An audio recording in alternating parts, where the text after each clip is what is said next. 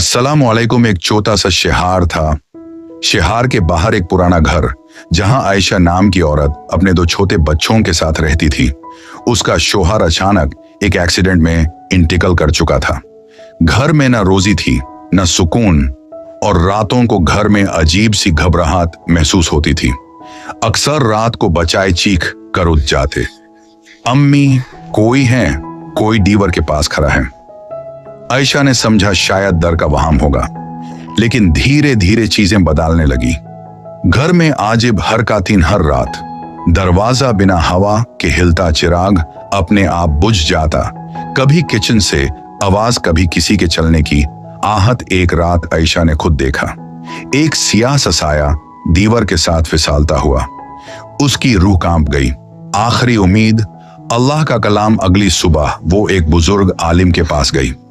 सब सुनकर बुजुर्ग ने सिर्फ इतना कहा, बेटी सोने से पहले घर के हर कोने में आयातुल कुर्सी पढ़ दिया करो। आयशा ने पूछा, सिर्फ इतनी सी आयत? बुजुर्ग मुस्कुरा दिए, ये सिर्फ आयत नहीं, अल्लाह की हिफाजत का किला है। वो रात जो सब कुछ बदल गई।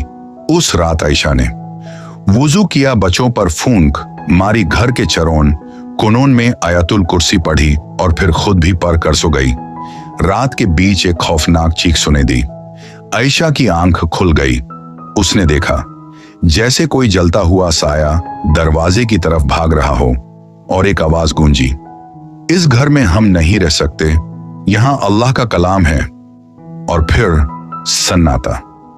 सुबह का मंजर। उस रात के बाद बच्चे सुकून से सोने लगे। दरवाजा कभी नहीं हिला, घर रोशन लगने लगा, दिल का बोझ हल्का हो गया। आयशा कहते हुए रो पड़ी, या अल्लाह, तू वकाई अपने कलाम से हिफाजत करता है। सबसे हैरत अंगाइज बात, कुछ महीने बाद आयशा को एक अच्छी जॉब मिल गई। बच्चों के चेहरों पर नूर आ गया, और वो कहती है, आयतुल कुर्सी सिर्फ जिन से नहीं, घर से गुर्बत, डर और बेचैनी भी भगा देती है। जो शख्स रात को आयतुल कुर्सी पढ़कर सोता है, अल्लाह उसकी हिफाजत के लिए फरिश्ता मुकर्रर कर देता है। लाइक, शेयर और सब्सक्राइब करना ना भूलें, ताकि आपको ऐसे और जबरदस्त इस्लामिक स्टोरीज मिलती रहें।